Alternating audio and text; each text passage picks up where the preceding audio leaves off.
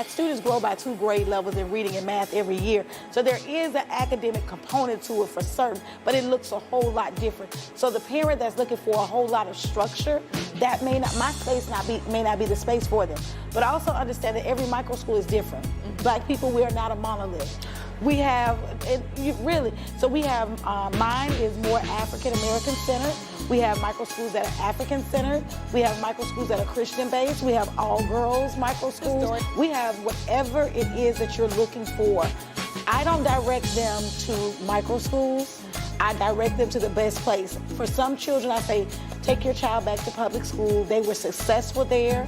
They were not, like some parents want it, but your child was fine. So let them be. So I just direct people to find the place for them.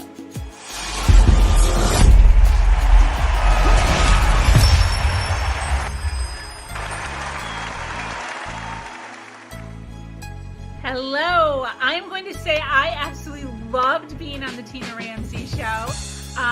Her ability to be able to ask questions, her ability to be able to showcase a female, her professionalism, the communication, the razzmatazz of the entire outlook here on the podcast is absolutely phenomenal.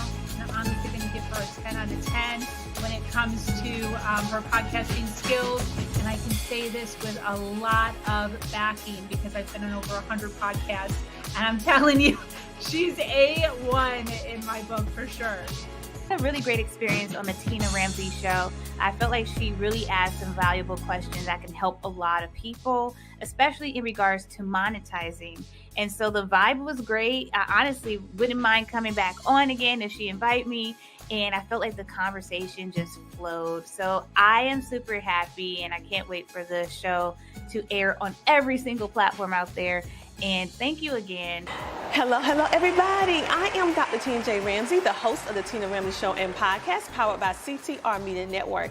And today we are at the Flourish Black Homeschooling Conference here in Decatur, Georgia, where we're bringing you some of the best in the realm of education and homeschooling so that we can tell you a little bit about who they are, what they do, and how they can help you solve some problems, okay? And today we have an amazing featured guest. Her name is April Jackson. So thank you so much for coming on. Thank you for having me.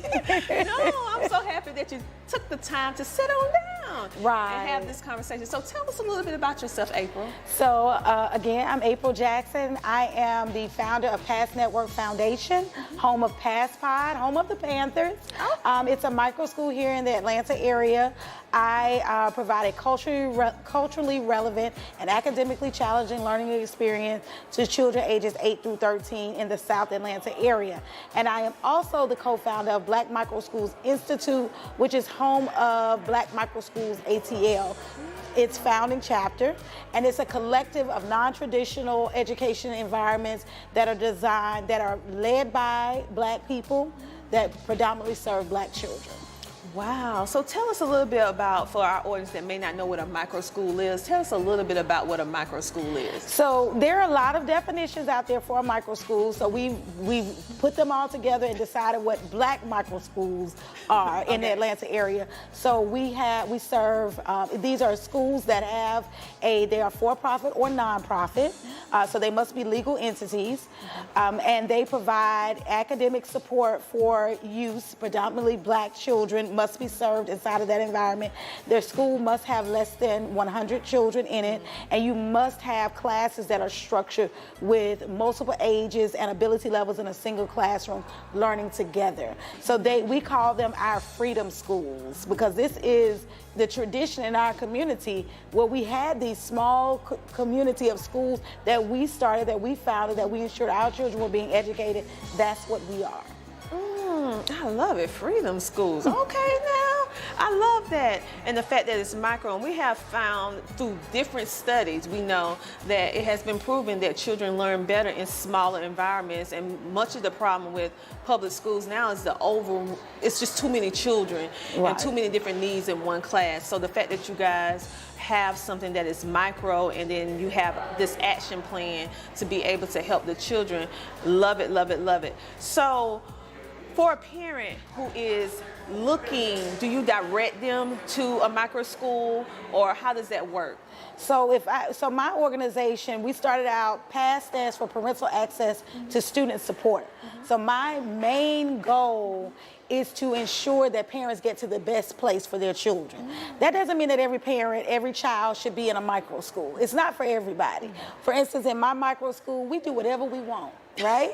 Right? It's not a whole lot of structure going on. It's a lot of, for instance, my students said at the end of the year, we want to put on our play for our parents. So I called up someone and said, hey, can you come and do a 6 to 8 week drama unit with my kids, and where they can write their own 1 or 2, 3 act play and then perform it at the end. We do whatever we want to do. Now, I am a traditional public school teacher.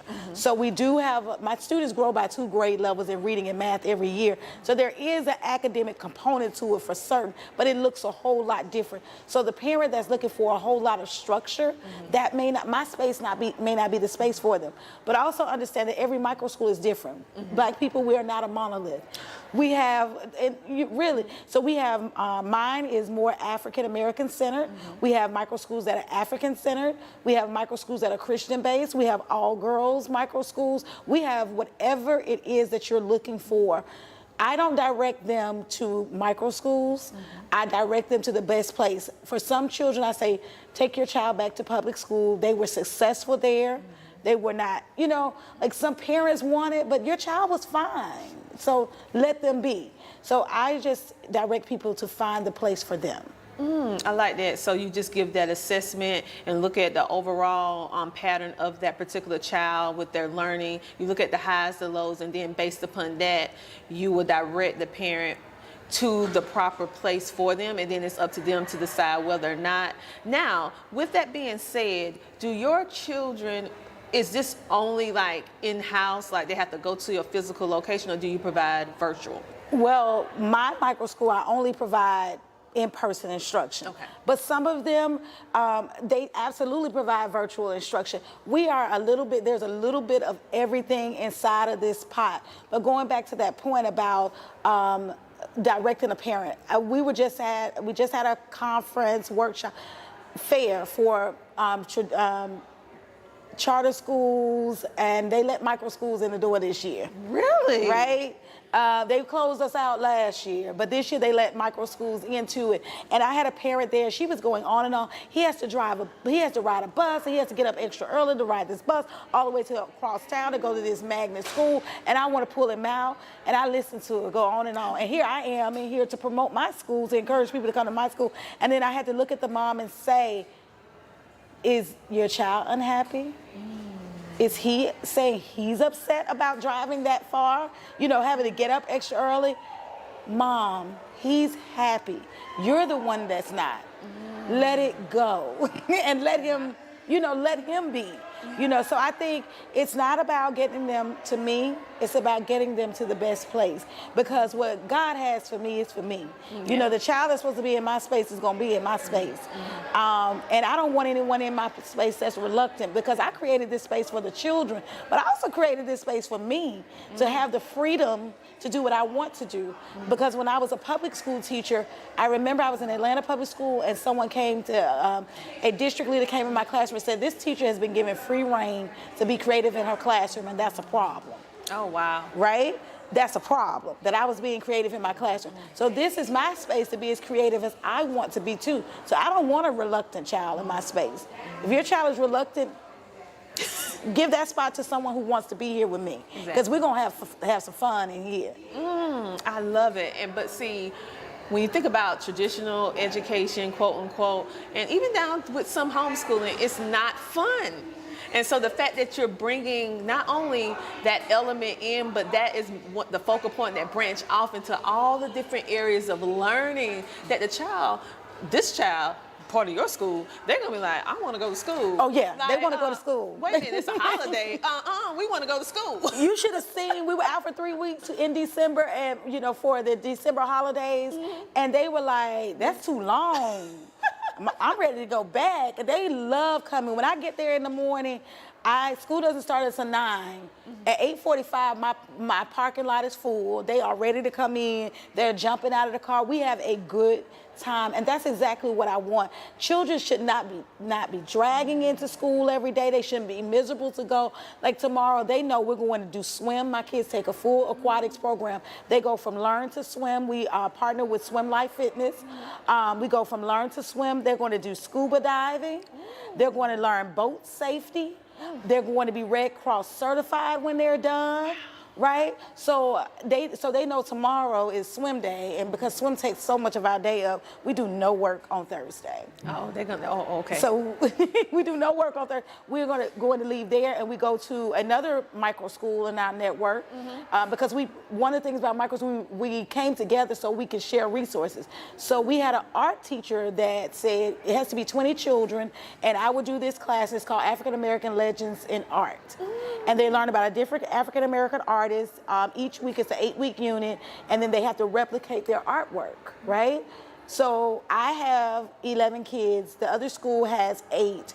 We had just enough. So I said, well, after swim, I'm going to come over to your school and we're going to split the cost on this, you know. And so all day they'll go from swim and then they'll go into art class. We'll take a moment, go in the gym, play a little basketball. And then we might stop and get some ice cream when we're done. Can I go? I know. Can I go? Yeah, the parents say, I tell them we are in summer camp all year long. My school is summer camp. Okay, and they're learning. They are, yes, again, they grow by 2 grade levels in reading and math every year because we infuse it in everything that we do. I take everything as a learning moment for them, and we don't learn anything that's not necessary because I do test my children.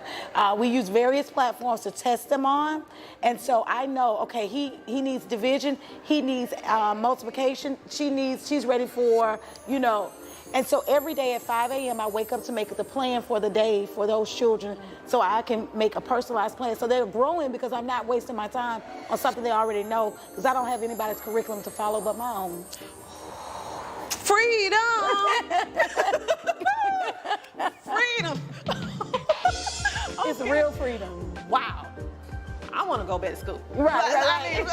Wow. Okay, so tell everybody, I know after hearing that, like, mic drop, tell the people how they can get in contact with you.